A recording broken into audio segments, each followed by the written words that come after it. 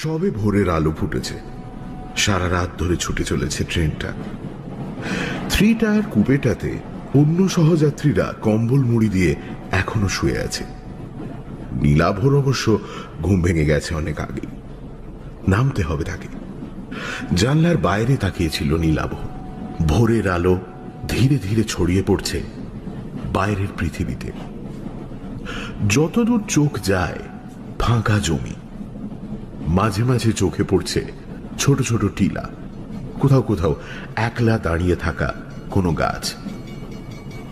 এই ট্রেন মধুপুর যাবে। নীলাভ অবশ্য মধুপুর যাবে না, তার আগে একটা ছোট হল্ট স্টেশনে নামবে। কর্ড লাইন ধরে একটু ঘুরপথে মধুপুর যায় এই ট্রেন। এই লাইনেই সেই হল্ট স্টেশনটা। যে জায়গাতে নীলাভ যাচ্ছে সে জায়গাতে এর আগে সে কোনোদিন যায়নি। হয়তো কোনোদিন যেতও না যদি না সেদিন পরিতোষের কাছ থেকে ব্যাপারটা শুনত। নীলাভ একজন ইলাস্ট্রেটর, ছবি আঁকিয়ে বিভিন্ন বই পত্রপত্রিকায় ছবি আঁকার কাজ করে। ফি হপ্তায় প্রতি শনিবার বই পাড়া অর্থাৎ কলেজ স্ট্রিটে এক প্রকাশকের ঘরে নীলাভ পরিতোষের মতো কয়েকজন ছবি আঁকিয়ে আড্ডা জমায়। সেখানেই মাসখানেক আগে আড্ডার মধ্যে হঠাৎই পরিতোষ বলেছিল, কদিন আগে মধুপুর গিয়েছিলাম একটা আর্ট এক্সিবিশনে। ফেরার পথে সিগন্যাল না পেয়ে শিমুলপুরের নামে একটা ছোট হল স্টেশনে গাড়ি থেমেছিল। ট্রেনে মধুপুরের এক বাঙালি ভদ্রলোকের সঙ্গে পরিচয় হয়েছিল। তার সঙ্গে প্ল্যাটফর্মে চা খেতে নেমেছিলাম। আমি যে একজন ইলাস্ট্রেটর সে পরিচয় দিয়েছিলাম ভদ্রলোককে। চা খেতে খেতে সেই ভদ্রলোক দূরে একটা বাড়ি দেখিয়ে বললেন, আপনি তো ইলাস্ট্রেটর, ওই যে দূরে বাড়িটা দেখছেন ওই বাড়িটাতে একটা ইলাস্ট্রেটর থাকতেন। কলকাতার নানা বড় বড় কাগজে বইপত্রে ছবি আঁকতেন ভদ্রলোক। অবধূত চাকি নাম ছিল ভদ্রলোকের। এই কথা বলার পর পরিতোষ বলেছিল, তুমি নিশ্চয়ই অবধূত চাকির নাম শুনেছ, কাজও দেখেছ। আমরা যখন ছোট ছিলাম 20-25 বছর আগে প্রায় সব কাগজেই, বিশেষত শিশু কিশোর পত্রিকায় ওর ইলাস্ট্রেশন থাকতো। যদিও ওই অবধূত চাকি নামটা নাকি আসলে ছিল ছদ্মনাম, আসল নাম জানা নেই। পরিতোষের কথা শুনে নীলাভ প্রায় লাফিয়ে উঠে বলেছিল, দেখবো না কেন? বলতে গেলে ওর কাজ দেখেই তো আমার মনে ছবি আঁকার ইচ্ছেটা জাগে। পেন ড্রয়িং করতেন, কি বলিষ্ঠ কলমের আঁচড় ছিল। নৈসর্গিক দৃশ্য হোক, ছুটন্ত ঘোড়া, তার হাতে সবকিছু যেন জীবন্ত হয়ে উঠত। জানিস, ছোটবেলায় ওর ছবিগুলো কপি করার চেষ্টা করতাম। আমার আঁকাতেও তার আঁকার খুব প্রভাব আছে, ভাবশিষ্যও বলতে পারো। তবে দুর্ভাগ্যের ব্যাপার এই যে তার আঁকা দেখে আঁকা শিখলেও তার সঙ্গে সাক্ষাতের সুযোগ ঘটেনি। এমনকি তার ফটোগ্রাফও দেখিনি কোনোদিন। অনেককে জিজ্ঞেস করেও তার বাড়ির ঠিকানা জানতে পারিনি। এই প্রথম তোমার মুখ থেকে তার বাড়ির খবরটা শুনলাম।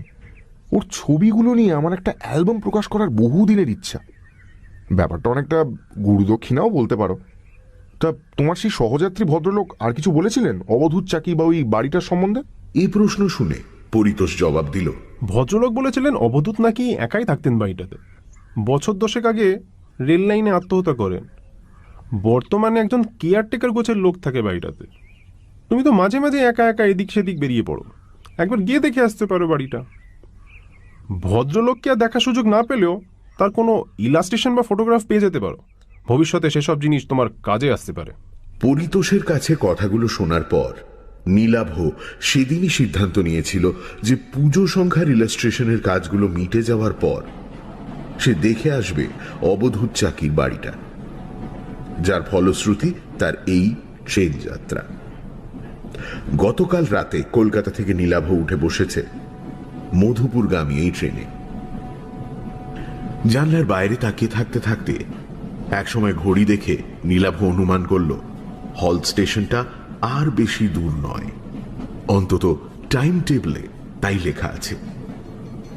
নীলাভর ঠিক উল্টো দিকে লোয়ার বার্থে শুয়ে থাকা একটা লোক চাদরের আড়াল থেকে মুখ বার করে মাথাটা একটু তুলে জানলার দিকে তাকালো।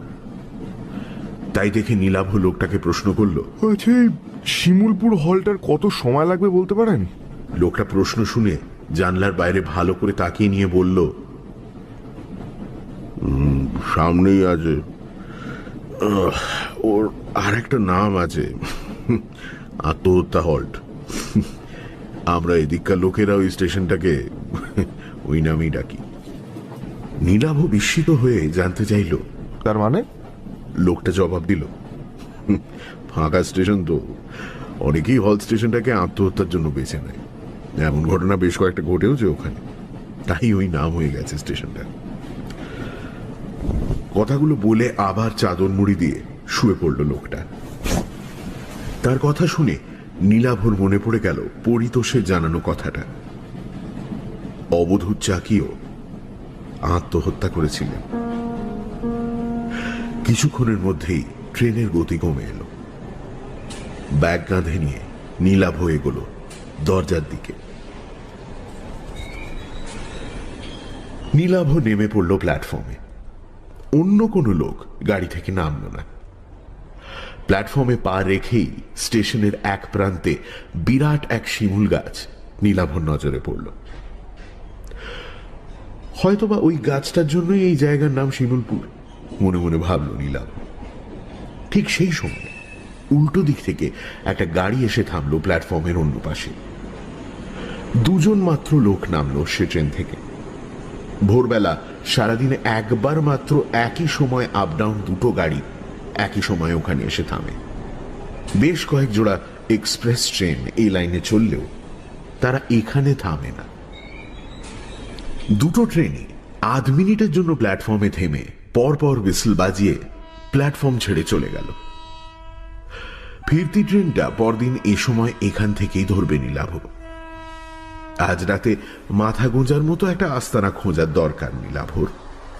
অন্য ট্রেন থেকে যে দুজন লোক নামলো তাদের দেখে নীলাভর স্থানীয় মানুষ বলেই মনে হচ্ছে। নিজেদের মধ্যে কথা বলতে বলতে নীলাভর দিকেই আসছিল তারা। নীলাভ তাদের উদ্দেশ্যে বলল, আচ্ছা, এখানে কাছাকাছি কি থাকার জন্য কোনো হোটেল বা ধর্মশালা কিছু আছে? প্রশ্ন শুনে একজন মৃদু থমকে দাঁড়িয়ে জবাব দিলেন, না, এখানে কোনো হোটেল ফোটেল হবে না। তারপর নীলাভর প্রতি কোনো আগ্রহ না দেখিয়ে নিজেদের মধ্যে কথা বলতে বলতে এগিয়ে গেলেন। কিছুক্ষণের মধ্যেই প্ল্যাটফর্মে একলা দাঁড়িয়ে রইল নীলাভ। একজনও লোক নেই প্ল্যাটফর্মে বা তার বাইরে, এমনকি কোনো চেকার বা রেল কর্মচারীও নয়। টিকিট কাউন্টারের মতো একটা ঘর আছে বটে, তবে সেটা বাইরে থেকে তালাবন্ধ। ভালো করে প্ল্যাটফর্মে বাইরে তাকাতেই বেশ কিছুটা দূরে একটা বাড়ি চোখে পড়ল তার। সামনেই দুর্গাপুজো। রেল লাইনের গায়ে আর দুপাশে জায়গায় জায়গায় কাশফুলের ঝাড়। তার মধ্যে দিয়ে একটা পায়ে চলা পথ এগিয়ে গেছে বাড়িটার দিকে। আরো একটা শিমুল গাছ আছে সেদিকে। নিশ্চয়ই ওই বাড়িটা অবধূত চাকিরই হবে, কারণ পরিতোষও প্ল্যাটফর্মে দাঁড়িয়ে বাড়িটা দেখতে পেয়েছিল। ও বাড়িটা ছাড়া অন্য কোনো ঘর বাড়িও চোখে পড়ছে না। তাহলে আগে ওখানেই যাওয়া হোক। এই কথা ভেবে নিয়ে নীলাভ প্ল্যাটফর্মের ঢাল বেয়ে নেমে বাড়িটার দিকে যাবার পথ ধরল। বেশ কয়েকটা বাঁক নিয়ে পায়ে চলা পথটা বাড়িটার দিকে গেছে। কিছুটা এগোবার পরে একটা ছোট নালা চোখে পড়ল একটা বাঁক পেরিয়ে। তির করে জল বইছে তাতে। মাত্র হাত দশেক চওড়া হবে সেটা। বাঁশের একটা সাঁকো রয়েছে তার উপর দিয়ে। একদিক থেকে এসে অন্যদিকে কাশের বনের আড়ালে হারিয়ে গেছে সেটা। আরো কিছুটা এগিয়ে অন্য একটা বাঁকের মুখে শিমুল গাছের কাছে উপস্থিত হলো নীলাভ। সেখান থেকে বাড়িটা খুব কাছে। নীলাভ বাড়িটার দিকে তাকিয়ে বুঝতে পারল সেটা আসলে বাড়ির পেছন দিক। পথটা গিয়ে বাড়িটার সামনে দুভাগে ভাগ হয়েছে। একটা পথ গিয়ে থেমেছে বাড়ির পেছনে একটা দরজার সামনে। অন্য পথটা বাড়িটাকে বেড় দিয়ে সম্ভবত তার সদর দরজাতে গিয়ে পৌঁছেছে। নীলাভ ঠিকই অনুমান করেছিল। বাড়িটার কাছে গিয়ে সে দ্বিতীয় পথটা ধরে পৌঁছে গেল বাড়িটার সামনের অংশে। বেশ বড় পুরনো লাল ইটে তৈরি চওড়া দেওয়ালের একটা বাড়ি। সামনে ধামলা টানা বারান্দায় বড় বড় দরজা জানলা, যদিও সেগুলো বর্তমানে বন্ধ। একসময় মধুপুর বা তার আশেপাশের অঞ্চলগুলোতে হাওয়া বদলের জন্য এমন বাড়ি বানিয়ে রাখতেন পয়সাওয়ালা বাঙালিরা। হয়তোবা তেমনই কেউ 70 বা 100 বছর আগে বানিয়েছিল ওই বাড়িটা। নীলাভর এমনই মনে হলো। বাড়িটার সামনে কাউকে না পেয়ে নীলাভ একটু ইতস্তত করে বারান্দায় উঠে এলো। টানা বারান্দার এক পাশে বেশ কয়েকটা তালা বন্ধ ঘর, মাথার উপর কড়িবর্গা থেকে পায়রার ডাক শোনা যাচ্ছে। বারান্দায় উঠেও কাউকে না দেখতে পেয়ে নীলাভ হাঁক দিল, বলছি, বাড়িতে কেউ আছেন? আমি কলকাতা থেকে এসেছি, কেউ আছেন? বার কয়েক হাঁক দেবার পর বারান্দার শেষ প্রান্তের একটা দরজা খুলে গেল। একটা লোক সেই ঘর থেকে বেরিয়ে ধীর পায়ে এসে দাঁড়ালো নীলাভর সামনে। বছর 50 হবে লোকটা। মাঝারি গড়ন, মাথায় কদম ছাঁট চুল, পরনে ধুতি আর ভতুয়া, খালি পা। লোকটা সম্ভবত স্থানীয় দেহাতি মানুষ হবে। নীলাভকে দেখে মৃদু বিস্মিত ভাবে সে প্রশ্ন করল, কি চাই? প্রশ্নটা কিন্তু সে বাংলাতেই করল। নীলাভ জবাব দিল, নমস্কার, আমি কলকাতা থেকে আসছি। আচ্ছা, এটাই কি অবধূত চাকির বাড়ি, যিনি ছবি আঁকতেন? লোকটা উত্তর দিল, হ্যাঁ, উনারই বাড়ি, তবে উনি তো নেই। নীলাভ বলল, হ্যাঁ, সেটা জানি, কিন্তু আপনি? আমার নাম মিছরিলাল। এক সময় বাবু মানে আপনাদের অবধূত চাকির দেখাশোনা করতাম। উনি মারা যাওয়ার পরে বাড়িটা দেখাশোনা করি। বাবু তো বিয়ে করেননি, মরার আগে আমার নামে বাড়িটা কাগজ দিয়ে গেছিলেন। নীলাভ বলল, আচ্ছা, তবে আপনি এখন এ বাড়ির মালিক, এ বাড়িতেই থাকেন? তা বলতে পারেন, তবে আমি রাতে এখানে থাকি না। 2 মাইল দূরে আমার গাঁও, ওখানে থাকি। আপনি কেন এখানে এসেছেন বলুন তো? আসলে আমি ওর আঁকার খুব ভক্ত। ছেলেবেলা থেকেই ওর আঁকা দেখে ছবি আঁকা শিখেছি, আর এখানে ওর বাড়ি আছে জেনে ছুটে এসেছি। এই বাড়িটা বলতে গেলে আমার কাছে তীর্থস্থানের মতো। আপনি ছবি আঁকেন? কথাটা বলার পর কেমন যেন একটা দুর্বোধ্য হাসি ফুটে উঠল লোকটার মুখে। নীলাভ বলল, আচ্ছা, এই বাড়িতে নিশ্চয়ই ওর আঁকা ছবি আছে, আমাকে দেখাবেন সেগুলো? প্রশ্ন শুনে মিছরিলাল কয়েক মুহূর্ত চুপ করে থাকার পর জবাব দিল, না, উনার আঁকা ছবি এই বাড়িতে নাই। কথা শুনে নীলাভ আরো বিস্মিত ভাবে বলল, নেই মানে? লোকটা জবাব দিল, কলকাতা থেকে পাকাপাকি ভাবে বাড়িতে চলে আসার পর উনি আর কোনোদিন ছবি আঁকেননি। আগের আঁকা সব ছবি এ বাড়িতে ছিল, সব তিনি পুড়িয়ে দেন। কথা শুনে নীলাভ আরো বিস্মিত ভাবে বলল, পুড়িয়ে? পুড়িয়ে কেন দিয়েছিলেন? মিছরিলাল প্রশ্ন শুনে যেন মৃদু রুষ্টভাবেই বলল, ওসব কথা জেনে কাজ নেই, আর কিছু বলবেন? নীলাভ মৃদু বিমর্ষ ভাবে বলল, আচ্ছা, ওর কোনো ফটোগ্রাফ আছে এই বাড়িতে? আপনি তো ওর দেখাশোনা করতেন, যদি ওর সম্বন্ধে কিছু বলেন আমাকে। না, বাবুর কোনো ফটোগ্রাফও নেই এ বাড়িতে, কোনোদিন ছিল না। বাবু ভালো লোক ছিলেন, আর কিছু বলার নেই আমার। মিছরিলালের কথা ও বাচনভঙ্গি দেখে নীলাভ বুঝতে পারল লোকটা এ ব্যাপারে তার সঙ্গে বিশেষ কথা বলতে চায় না। নীলাভ বেশ আশাহত হলো তার ব্যবহারে। তবু সে অবধূত চাকির সম্বন্ধে শেষ প্রশ্নটা করল। ওর আসল নাম কি ছিল যদি বলেন? মিছরিলাল এবারও তাকে নিরাশ করে বলল, সে নাম আমি জানি না, আপনি এখন আসেন। না, এরপর আর এ বাড়িতে থাকা যায় না।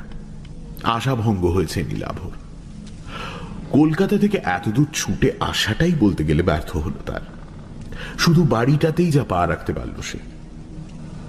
তবে আজ আর তার কলকাতায় ফেরার উপায় নেই। রাতে মাথা গোঁজার জন্য একটা আস্তানা দরকার।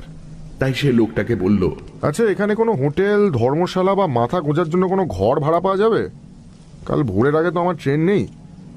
এই বাড়িটা দেখার জন্য আর অবধূত চাকির সম্বন্ধে জানার জন্যই কলকাতা থেকে ছুটে এসেছিলাম। এই জায়গা বা এখানে কাউকেই চিনি না আমি। লোকটা বলল, না, এখানে কোনো হোটেল বা ধর্মশালা নেই। আমি যেখানে থাকি ও গাঁও এখান থেকে 3 মাইল দূরে, ওখানে কেউ ঘর ভাড়া দেয় না। প্ল্যাটফর্মে চলে যান। ভাগ্য ভালো থাকলে সিগন্যাল না পেয়ে কোনো গাড়ি থামলে সে গাড়িতে উঠে মধুপুর চলে যান, নইলে কাল ভোরের ট্রেনের জন্য অপেক্ষা করতে হবে।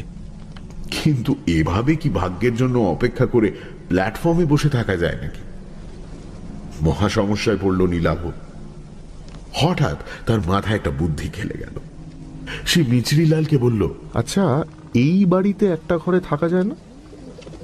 খাট বিছানার দরকার নেই, রাত কাটানোর জন্য একটা ঘর পেলেই আমার হবে। না না না, ও সব হবে না। নীলাভ পকেট থেকে চট করে দুটো 100 টাকার নোট বার করে বলল, দেখো না, যদি কিছু ব্যবস্থা করা যায়। একটা রাতের তো ব্যাপার মাত্র। আমাকে দেখে নিশ্চয়ই তোমার চোর ডাকাত মনে হচ্ছে না? নীলাভর বাড়িয়ে দেওয়া 100 টাকার নোট দুটোর দিকে তাকিয়ে ধীরে ধীরে মিচরিলালের মুখের ভাব যেন নরম হয়ে এলো।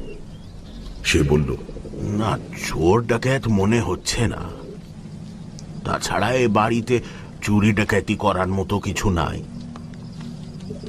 শেষ সময় বাবুর আমদানি ছিল না, বাড়ির জিনিসপত্র বেচে তিনি খেতেন। কিন্তু আমি তো বিকেল হলেই ফিরে যাব, আপনি একেলে বাড়িতে। যদি তার মনের ভাব আবার কঠিন হয়ে যায়, তাই মিচরিলালকে আর কথা শেষ করতে না দিয়ে নোট দুটো তার হাতে গুঁজে দিয়ে নীলাভ বলল, না না, একলা থাকতে আমার কোনো অসুবিধা হবে না। কোন ঘরে থাকবো? মিচরিলাল একটু দোনামোনা করে শেষ পর্যন্ত বলল, ঠিক আছে, আসুন। আমি যে ঘরে থাকি সে ঘরেই থাকবেন। বারান্দা দিয়ে একটু এগিয়ে নীলাভকে নিয়ে একটা ঘরে ঢুকলো মিচরিলাল। আসবাব বলতে ঘরের মাঝখানে একটা তক্তপোষ রাখা আছে, আর ঘরের কোণে রাখা আছে একটা কুঁজো আর গ্লাস।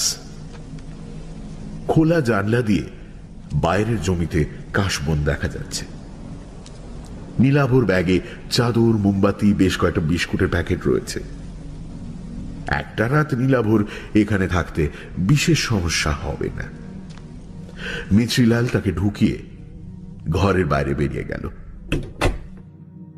বিকেল পর্যন্ত সময়ের কিছুটা সময় ঘুমিয়ে আর কিছুটা সময় একটা গল্পের বই পড়ে কাটিয়ে দিল নীলাভ। বিকেল বেলা সূর্যের তেজ কমলে নীলাভর মনে হলো বাইরে থেকে একবার ঘুরে আসা যাক। ঘরের বাইরে বারান্দায় বেরোতেই নীলাভ দেখতে পেল মিচরিলাল দাঁড়িয়ে আছে। নীলাভকে দেখে বলল, আমি এখন ফিরে যাব। বারান্দা থেকে একসঙ্গেই বাড়ির বাইরে নেমে এলো তারা দুজনে। মিচরিলাল অন্যদিকে চলে যেতে গিয়েও একটু থমকে দাঁড়িয়ে প্রথমে বলল, अंधेरा होने के पहले लौट आइएगा, और राते ঘরের বাইরে বেরোবেন না। কেন? এখানে চোর ডাকাতের উপদ্রব আছে নাকি? नहीं, वो नहीं, पर তবে কি ভূত প্রেতের ভয়? আমার কিন্তু ওসবে একদম বিশ্বাস নেই। কথাটা শুনে কয়েক মুহূর্ত নীলাভর দিকে তাকিয়ে রইল মিচরিলাল। তারপর ধীরে ধীরে এগোলো তার গ্রামে ফেরার জন্য। নীলাভ এগোলো তার উল্টো দিকে, যেদিকে রেল স্টেশন আছে সেই দিকে, যদি কোনো লোকজনের দেখা মেলে সেই আশায়। প্ল্যাটফর্মে উঠে এলো নীলাভ, কিন্তু একই রকম জনশূন্য রেল স্টেশন, একটা লোকও নেই কোথাও। তবে দিন শেষের আলোতে বেশ সুন্দর লাগছে চারপাশ। দিগন্ত বিস্তৃত কাশের বন রাঙা হয়ে উঠেছে বিদায়ী সূর্যের আভাতে। মৃদু বাতাসে তাদের মাথাগুলো দুলছে। রেল লাইনের মাথার উপর বিদ্যুতের তারে দোল খাচ্ছে ফিঙের ঝাঁক। এঁকে বেঁকে একসময় ছোট হতে হতে হারিয়ে গেছে দুপাশের রেল লাইন। নির্জন প্ল্যাটফর্মে একটা বেঞ্চে এসে বসল নীলাভ। তার মনে হলো হয়তোবা এরকম বিকেলে এখানেই বসেছিলেন অবধূত। এখানে বসেই হয়তো তিনি তার ছবির কথা ভাবতেন। বাড়িটাতে তার কোনো ছবি না পেলেও বাড়িটা তো দেখা হলো নীলাভর, সেটাই বা কম কি। পরদিন ভোরে বাড়িটা ছাড়ার সময় মোবাইল ফোনের ক্যামেরায় বাড়িটার একটা ছবি তুলে রাখতে হবে। মনে মনে নানা কথা ভাবতে লাগলো নীলাভ। বেশ কিছুক্ষণ বেঞ্চে বসে থাকার পর নীলাভ খেয়াল করল সূর্য প্রায় ডুবে গেছে, আলো মরে যেতে শুরু করেছে।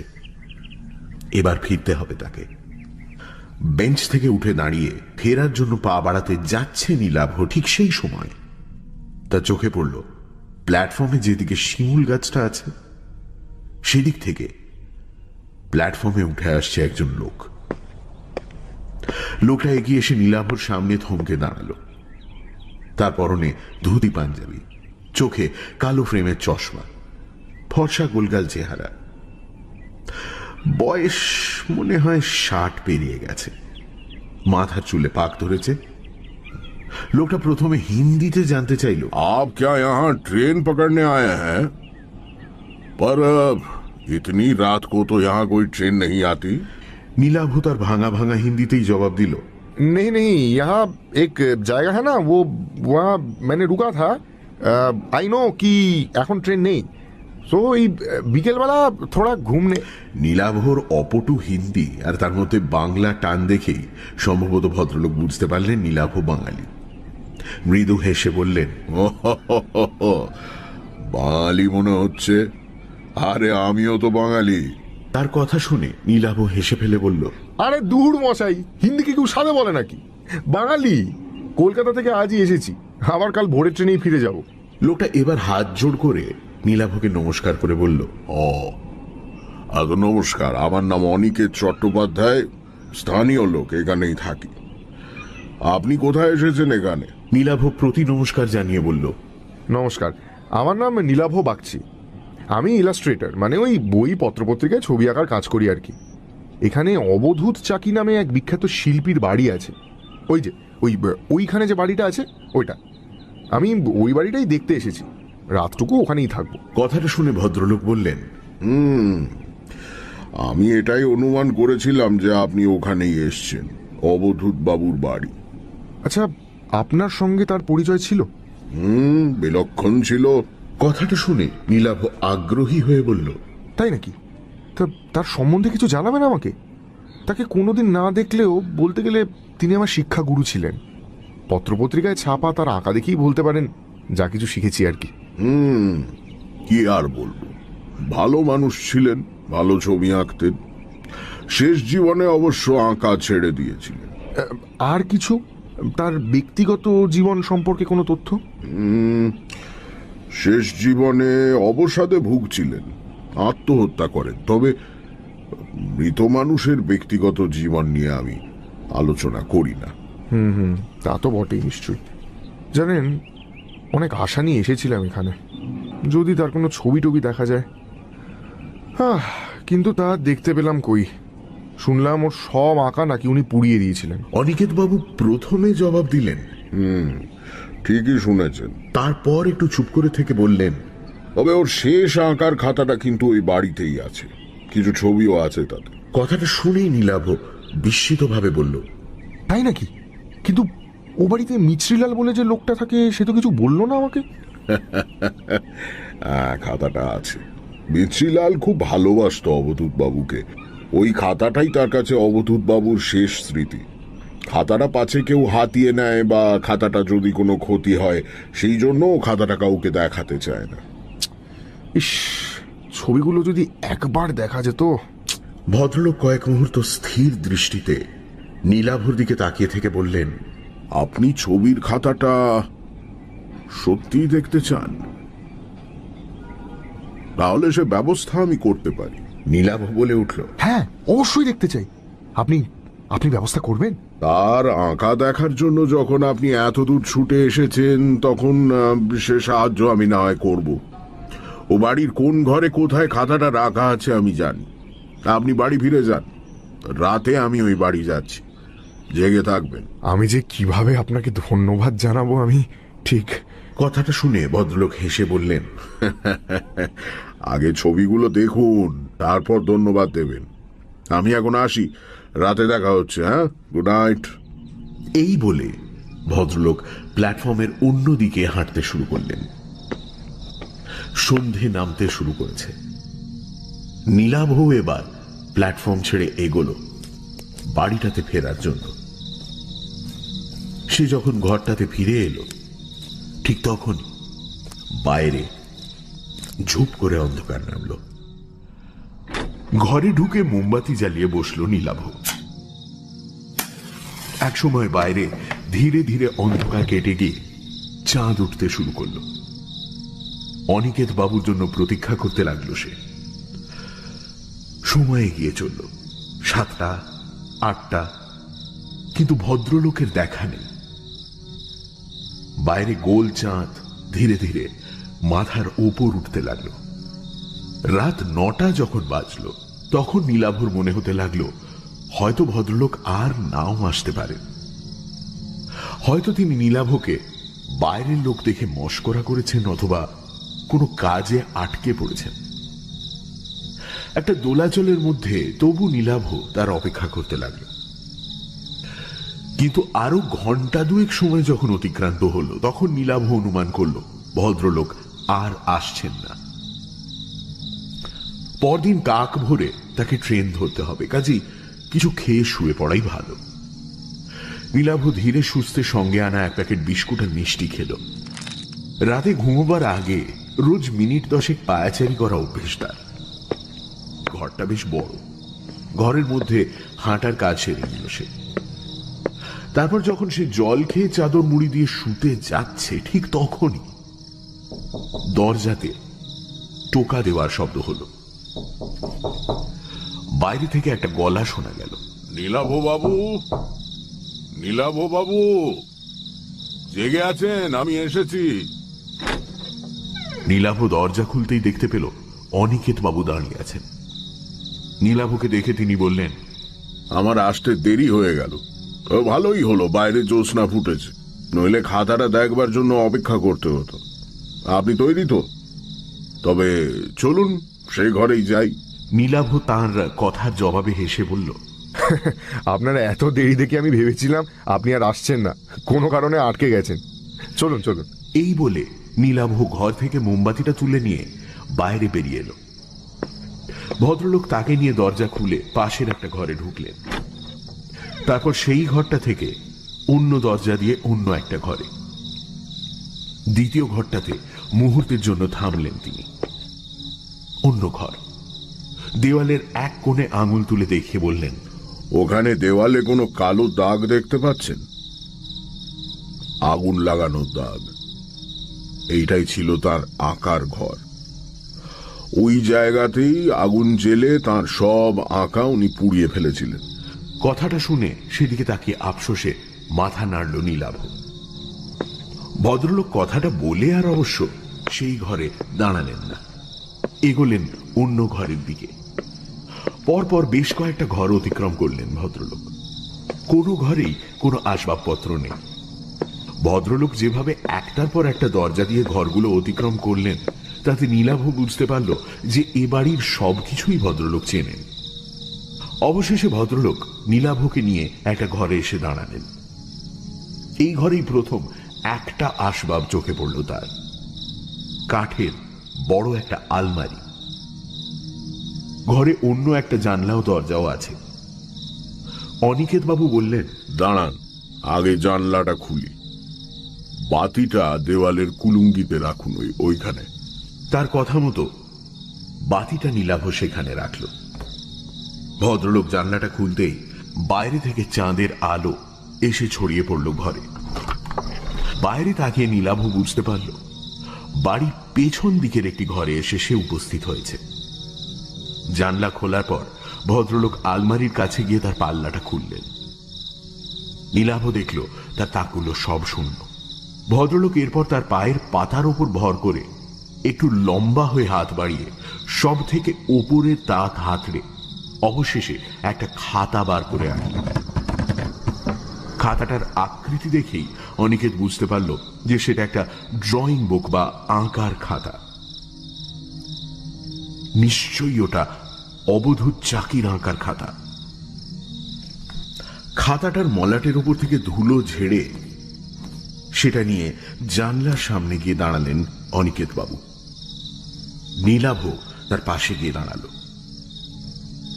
খাতাটা তার হাতে তুলে দেওয়ার আগে ভদ্রলোক বললেন, মোট 5টা ছবি আছে খাতাটাতে।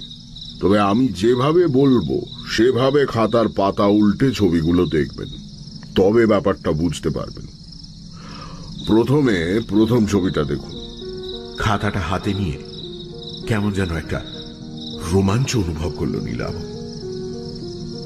অবধূত চাকির নিজের হাতে আঁকা ছবি বলে কথা। খাতার প্রথম পাতাটা খুলল নীলাভ। চাঁদনি রাতে একটা ল্যান্ডস্কেপের ছবি।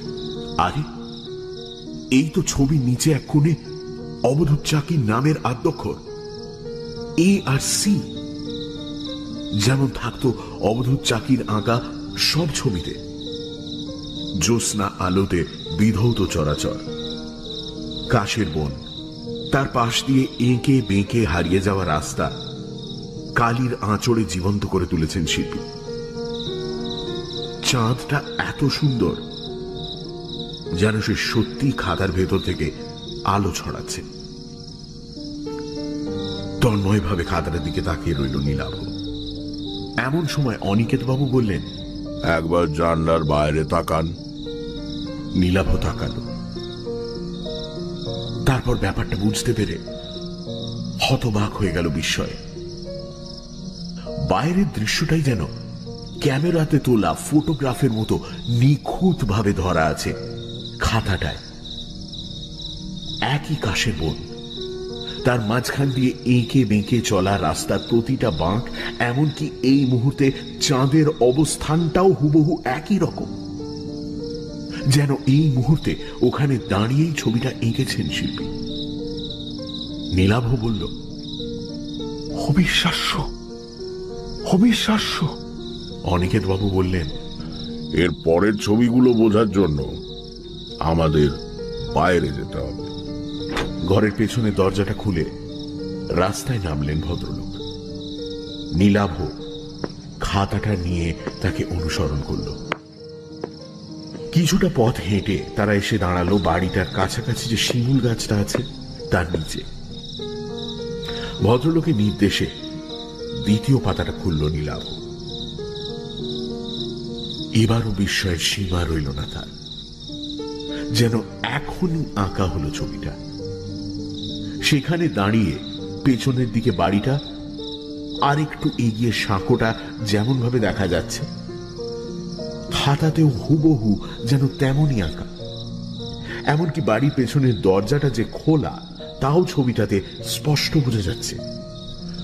ভদ্রলোক তাকে কেন বাইরে আনলেন তা এবার বুঝতে পারল নীলাভ। শিমুল গাছের তলা ছেড়ে তারা এরপর এগোলো সামনের দিকে। এসে থামল সাঁকোটার ওপর।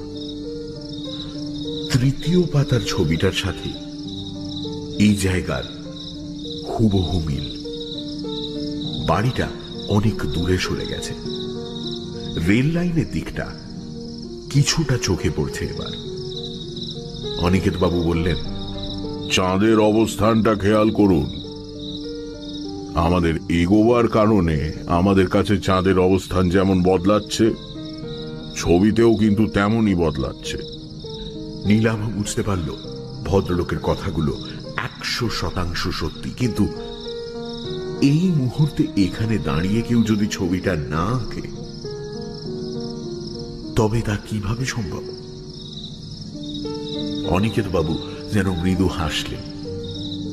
ছবির অন্য পাতা দুটো দেখার আকর্ষণে নীলাভ আবার অনুসরণ করল তাকে। তারা এরপর যে জায়গায় এসে দাঁড়ালো সেখান থেকে প্ল্যাটফর্ম আর রেল লাইন স্পষ্ট দেখা যাচ্ছে। অনেক পেছনে দেখা যাচ্ছে ফেলে আসা বাড়িটা। চতুর্থ ছবিটাতে তেমনই আঁকা রয়েছে, যেন সময়ের সাথে সাথে খাতার পাতায় ছবি এঁকে চলেছে কেউ। নীলাভর বিস্ময়ের সীমা নেই বুঝতে পেরে অনিকেত বাবু এবার স্পষ্ট হেসে বললেন,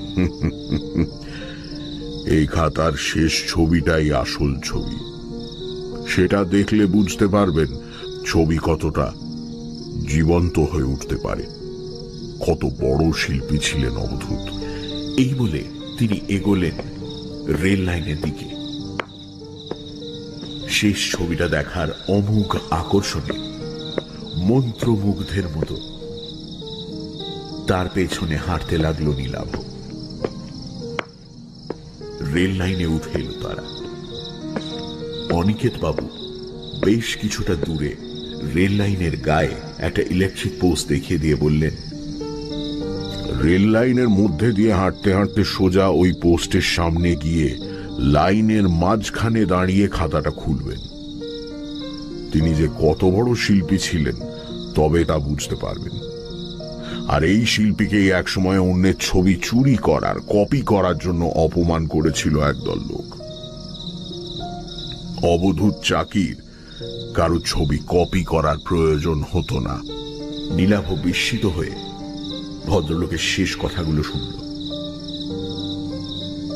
এরপর তিনি বললেন, যান, ওই জায়গাতে গিয়ে শেষ ছবিটা দেখে আসুন। রেল লাইনের পাথরের ওপর দিয়ে আমার হাঁটতে অসুবিধা হয়, নইলে সঙ্গে যেতাম। নীলাভ একটা তীব্র আকর্ষণ অনুভব করছে শেষ ছবিটা দেখার জন্য। কি আছে সেই ছবিতে? ভদ্রলোকের কথা মতো নীলাভ খাতাটা নিয়ে এগোলো রেল লাইনের মধ্যে দিয়ে। নির্দিষ্ট জায়গাতে গিয়ে নীলাভ দুটো লাইনের মাঝখানে দাঁড়িয়ে খাতাটা খুলল। তার সামনে দিয়ে যেভাবে রেল লাইনটা চলে গেছে সেইভাবেই খাতায় আঁকা হয়েছে, যেন এই জায়গায় দাঁড়িয়েই ছবিটা আঁকা। ছবিতে আঁকা আছে দূর থেকে একটা ট্রেন যেন সামনের দিকে এগিয়ে আসছে। রেল লাইনে ছড়িয়ে পড়েছে তার আলো।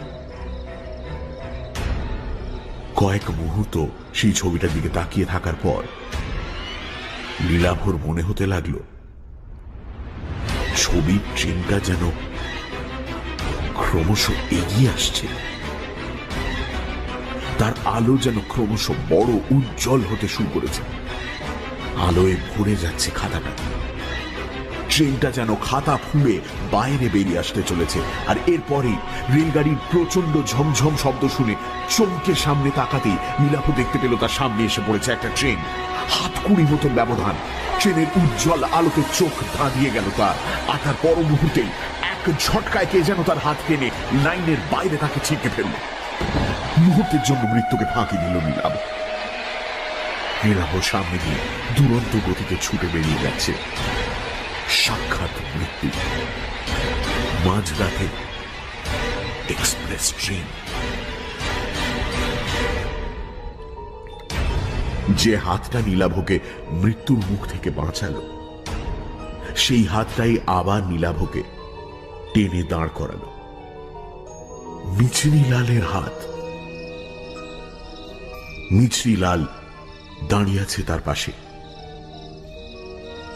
মৃত্যুর মুখ থেকে সদ্য ফিরে আসা নীলাভ হতভম্ব। নীলাভদের সামনে দিয়ে ট্রেনটা দ্রুত গতিতে সরে যাবার পরেই সে দেখতে পেল লাইনের ওপাশে দাঁড়িয়ে আছেন অনিকেত বাবু। নীলাভকে জীবন্ত দেখে তার চোখে মুখে যেন ফুটে উঠেছে বিস্ময় মিশ্রিত ঘৃণার ভাব। রেল লাইনের পাশেই পড়েছিল আঁকার খাতাটা। মিছরিলাল সেটা মাটি থেকে কুড়িয়ে নিতেই রেল লাইনের ওপাশ থেকে ভদ্রলোক বললেন, মিছরিলাল, খাতাটা আমায় ফেরত দাও। মিছরিলাল জবাব দিল, না, এ খাতা আমি দিব না বাবু। প্রতিশোধ নেওয়া তো অনেক হলো, এ কাজ আমি করতে দিব না আপনাকে। অনিকেত বাবু এবার কাতর স্বরে বলে উঠলেন, না না, তুমি খাতাটা আমায় দাও। তুমি খাতাটা আমায় দাও। তুমি জানো না এই শহরের মানুষগুলো আমায় কত অপমান করেছে। উল্টো দিক থেকে আর একটা এক্সপ্রেস ট্রেন আসছে। তার আলোতে আলোকিত হয়ে উঠেছে রেল লাইন। লাইনের দুপাশে দাঁড়ানো নীলাভ, মিছরিলাল আর অনিকেত বাবুকে দেখতে পেয়েই মনে হয় ঘন ঘন হুইসেল বাজাচ্ছে ট্রেনের চালক। অনিকেত বাবুর কথার জবাবে মিছরিলাল বলে উঠল, আমি সব জানি বাবু, সেজন্য দুঃখ আমার কম নয়, কিন্তু আর নেই। এই বলে সে এক অদ্ভুত কাণ্ড করে বসল। দু হাতে আঁকার খাতাটা সে ছিঁড়তে শুরু করল।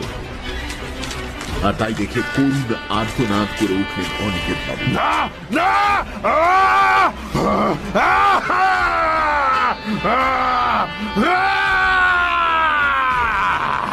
তারপর রেল লাইনে উঠে পাগলের মতো ছুটতে শুরু করলেন দানবের মতো ছুটে আসা ট্রেনটার দিকে।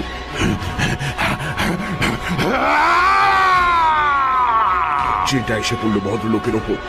ভয়ঙ্কর দৃশ্যটা না দেখার জন্য শেষ মুহূর্তে চোখ বুজে ফেলেছিল নীলাভ। ভদ্রলোকের শেষ আর্তনাদ যার একবার সে শুনতে পেল। তারপর ট্রেনের ঝমঝমানি আর হুইসেলের শব্দে ঢাকা পড়ে গেল সবকিছু। ট্রেনটা বেশ দূরে চলে যাবার পর চোখ মেলল নীলাভ। তার পাশে দাঁড়িয়ে মিছরিলাল। তাদের চারপাশে ছড়িয়ে আছে ছেঁড়া খাতার টুকরোগুলো। নীলাভ ভয়ে ভয়ে তাকালো কিছুটা দূরে, যেখানে অনিকেত বাবুর ছিন্ন ভিন্ন দেহটা পড়ে থাকার কথা সেই জায়গাতে। কিন্তু সেখানে লাইন বা তার আশেপাশে কিছুই পড়ে নেই। তার মনের অবস্থা বুঝতে পেরে সম্ভবত মিছরিলাল বলল, না, ওখানে কেউ নেই, থাকার কোথাও নয়। তবে ঠিক ওই জায়গাতেই বাবু একদিন আত্মহত্যা করেছিলেন। তার মানে আমার সঙ্গে আপনি এবার বাড়িটাতে ফিরে চলুন, ওখানে গিয়ে সব বলছি আমি আপনাকে। নীলাভর মাথার ভেতর যেন সব তালগোল পাকিয়ে যাচ্ছে। মিছরিলালের পেছনে টলতে টলতে সে এগুলো বাড়িটার দিকে। বাড়ি ফিরে সেই পেছনের ঘরটাতেই বসলো তারা। বড় মোমবাতিটা তখনও জ্বলছে। ঘরটাতে ঢুকে ধাতস্থ হতে বেশ অনেকটা সময় নিল নীলাভ। মিছরিলাল বাড়ির ভেতরে কোথা থেকে যেন জল এনে খাওয়ালো নীলাভকে। মোমবাতির আলোতে বিষণ্ণ মিছরিলালের মুখ। এক সময় সে বলতে লাগলো তার কথা, টুকরো টুকরো কথা, দীর্ঘক্ষণ থেমে থেমে। আপনি তো জানেন বাবু বড় শিল্পী ছিলেন, ওনার খ্যাতি ছড়িয়ে পড়েছিল চারপাশে। কিন্তু ও খ্যাতি ওনার কাল হল। একদল শিল্পী বাবু সে জ্বলতে থে। তাদের মধ্যে অনেকে বাবু নিজে আঁকা শিখিয়েছিলেন, কাজ পাইয়ে দিয়েছিলেন, কিন্তু ওনারা বাবুর বিরুদ্ধে ও ষড়যন্ত্র করনে লগে। বাবু একবার একটা ছবি এঁকেছিলেন, তারা প্রচার করলো সেটা নাকি এক বিখ্যাত শিল্পীর ছবি থেকে চুরি করে আঁকা। বাবু সে শিল্পীর ছবি কোনোদিন দেখেনি, पर कोई कारण से দুটো ছবির মধ্যে একটু মিল ছিল, কিন্তু বাবুর কথা কেউ বিশ্বাস করলো না। কোনো अखबारे नाकि लेखा हलो बाबू चुरी करे छवि आके। लज्जाय अपमाने घृणाय बाबू छवि आঁকা ছেড়ে দিলেন, নিজের সব ছবি পুড়িয়ে দিলেন। আর তার মধ্যে প্রচন্ড একটা আক্রোশ তৈরি হলো শহরের মানুষের বিরুদ্ধে, বিশেষ করে যারা ছবি আঁকেন তাদের বিরুদ্ধে। আত্মহত্যা করার আগে শেষ ওই খাতাটায় ছবি এঁকেছিলেন। আমাকে বলেছিলেন আমি কত বড় শিল্পী ছিলাম, তাই খাতাটা ও ভবিষ্যতে বুঝিয়ে দিবে। এই বলে বাবু চলে গেলেন। শেষ ছবিটা আঁকার পর দিনই তিনি রেল লাইনে আত্মহত্যা করলেন। তার কথা সেদিন বুঝতে পারিনি, বাদ মে বুঝেছিলাম। এই খাতাটা অনেককে টেনে নিয়ে গেছে মৃত্যুর দিকে। লোকে ভাবে ব্যাপারটা আত্মহত্যা, কিন্তু আসল ব্যাপারটা তা নয়। আমি গরিব মানুষ, আপনি টাকাটা দেখাতে আমি লোভে পড়ে গেছিলাম, কিন্তু মনের মধ্যে একটা সন্দেহ ছিল। তাই মাঝরাতে আবার বাড়িতে ফিরে এলাম। দেখলাম আপনি নেই। ও কি হতে পারে তা অনুমান করে আমি পৌঁছে গিয়েছিলাম রেল লাইনের ধারে।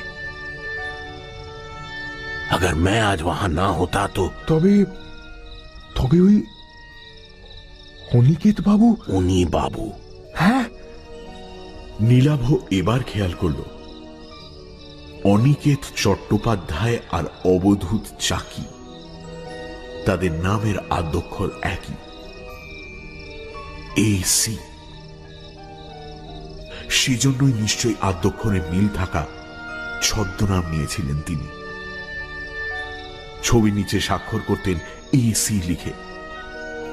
মিছরিলাল বলল, ঘটনাগুলো ঘটার পর কিন্তু খাতাটা আবার এই আলমারির তাকে अपने आप से ফিরে আসতো। অনেকবার ভেবেছি খাতাটা নষ্ট করে দেব, কিন্তু পারিনি। বাবুর শেষ আঁকা, শেষ স্মৃতি। लेकिन आज আমি এই কাজ করলাম। नहीं तो एक खाता আরো অনেক মানুষকে টেনে নিয়ে যাবে রেল লাইনে। बदला बड़ो भयंकर जिनिस बाबू। इससे किसी का भला नहीं होता। নীলাভ নিশ্চুপ। মোমবাতিটা এবার শেষ হয়ে এসেছে। নিভে যাওয়ার আগে আলোর শিখাটা কাঁপছে। সেই আলো এসে পড়েছে মিছরিলালের মুখে। তার চোখে জল। হাতের পাতার উল্টো দিক দিয়ে চোখের জল মুছে নিয়ে মিছরিলাল বলল, খাতাটা নষ্ট হয়ে গেছে। আমার ধারণা বাবু আর আসবেন না। সবকিছু শেষ হয়ে গেল।